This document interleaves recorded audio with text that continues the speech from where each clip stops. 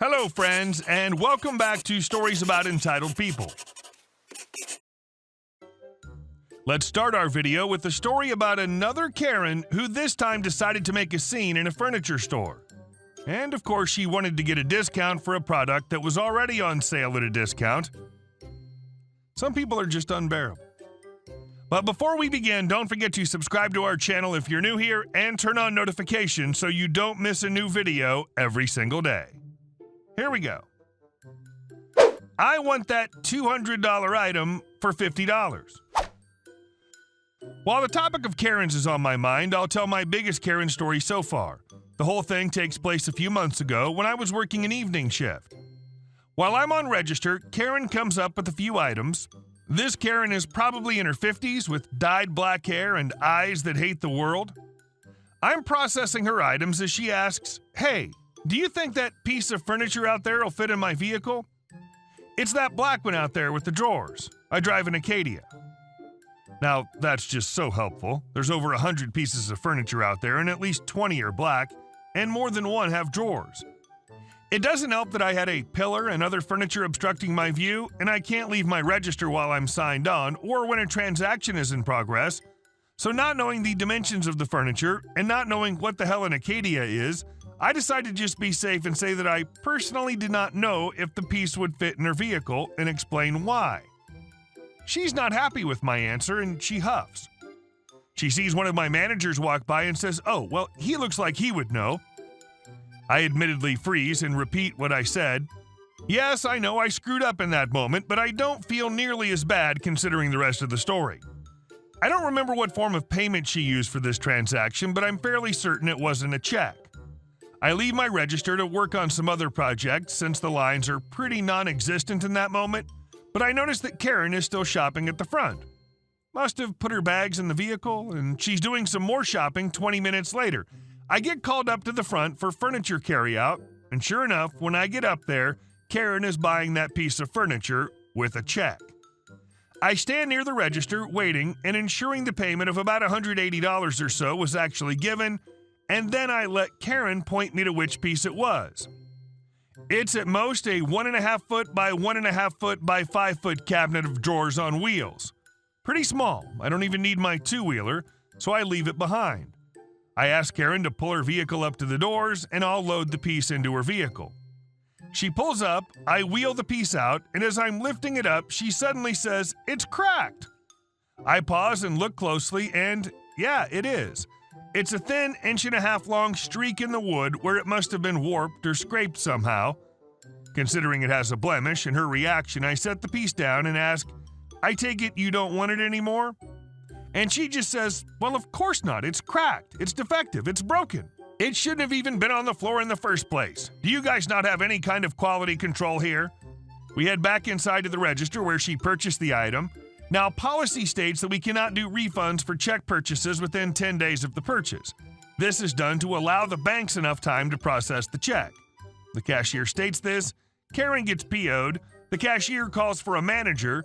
The assistant manager comes up. Karen's still PO'd. Assistant manager is still pretty new at the whole assistant manager thing, so she calls the store manager up. This is where it gets fun. Karen's ranting about quality control and the blemish and says she'd only pay $50 for it at most. Remember, this piece was sold to her for $180, which is already a 30% discount off the original price. And she's saying a small scratch on the side of the piece justifies it being marked down that much. She says she wants it for $50 or she wants her check back. When she says this, the cashier and I just look wide-eyed at each other, silently saying, "Is she effing serious?" There's no way store manager's gonna let that slide, and sure enough, he didn't.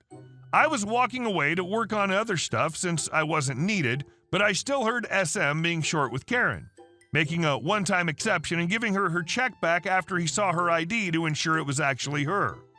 Apparently, she called the store the next day to complain some more, saying she waited 45 minutes before someone showed up to help get the furniture out to her car. Ha, no, I was right there waiting for the transaction to complete. SM even confirmed that on the security cameras. And the best part? A different customer bought the same piece of furniture for $180 later that week, had no issues with it. Do people not have anything better to do with their lives? Edit. To clarify a few things, the 10-day policy on checks is to allow the banks enough time to process the check.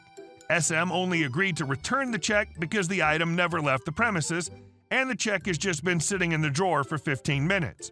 If Karen came back the next day, then the check would already have been on its way to the bank, and the 10-day policy would have to be enforced. The blemish was more of the wood fraying and buckling out.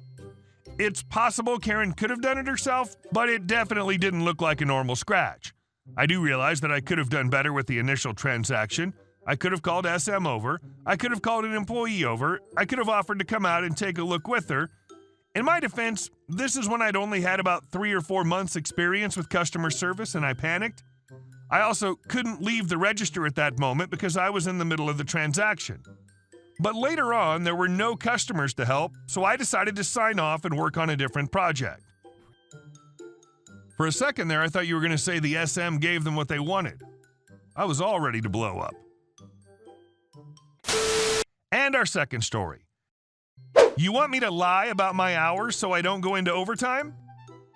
Okay.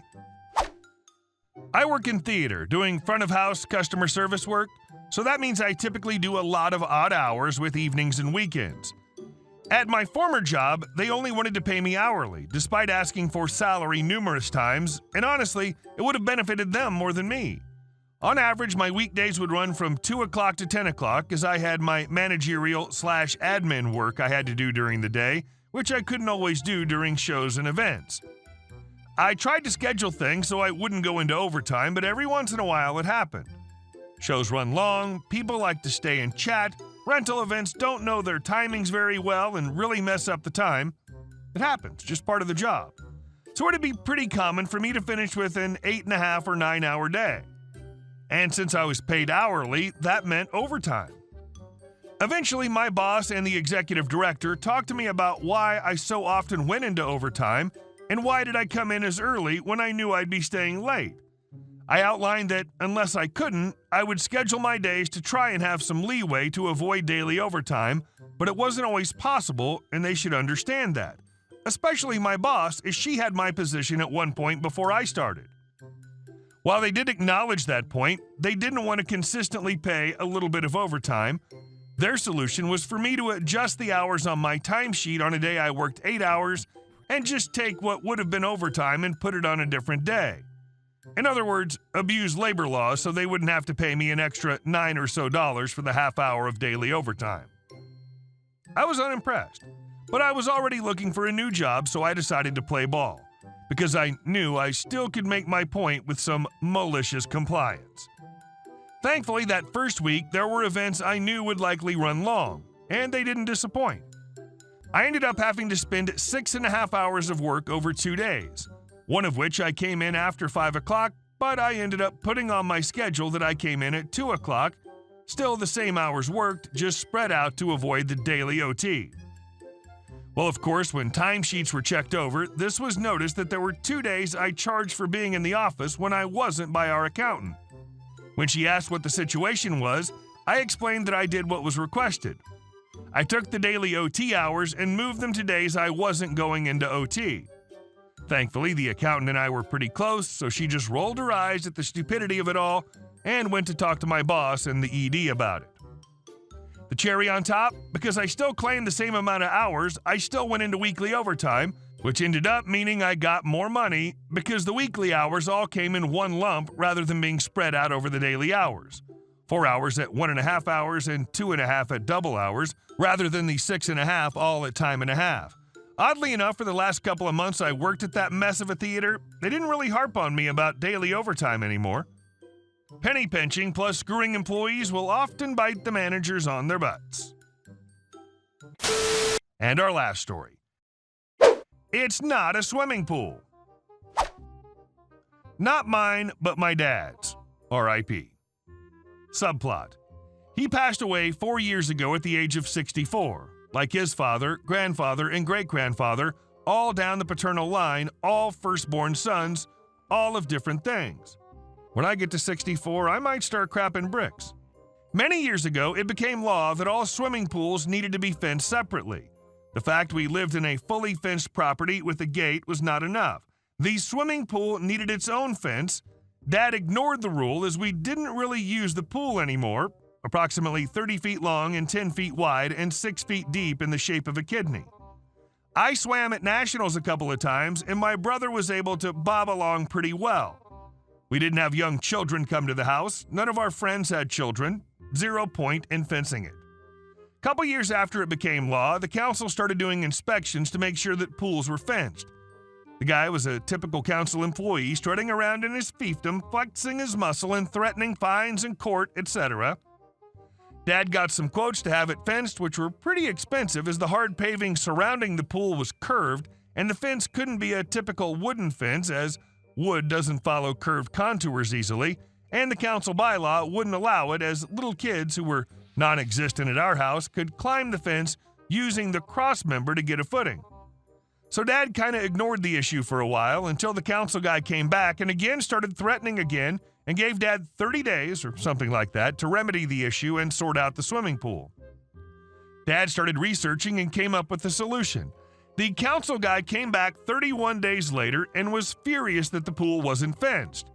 Dad took him out to the pool, the approximately 30-foot long and 10-foot wide and 6-foot deep pool in the shape of a kidney. He showed the council guy the dozen or so fish and water lilies that also occupied the pool, thus turning it into a fish pond. A pond that was the same size and depth as the swimming pool it used to be, which under the law did not and still doesn't need to be fenced. Game, set, match. I 100% expected you to say he built a 6-inch fence around the pool since they didn't specify a height. Hey guys, thank you all for watching the video. I'll see you in the next one.